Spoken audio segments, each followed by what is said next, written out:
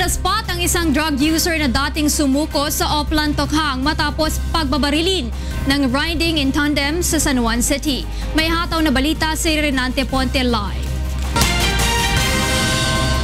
Yes, Renante, go ahead. Yes, good morning Rina at sa ating mga kasangbahay. Nabulabog nga ang mga residente ng Barangay West Camias matapos ang insidente ng pamamaril sa Road 9 Corner Road 10 sa San Juan City bandang alas 8 kagabi. Dahil on the spot ang lalaki na kinilala na si Tomasito Milvar alias Maxi, 53 anyos na residente sa nasabing lugar at trabaho nito ang pagkukumpuni ng mga sirang appliances.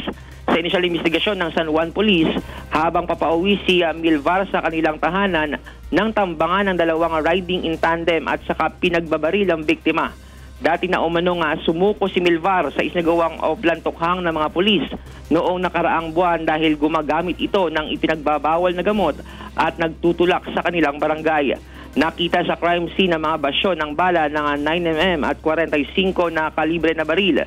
Hindi naman matanggap ng mga anak nito ang sinapit ng kanilang tatay na siyang sumusuporta sa kanilang pag-aaral.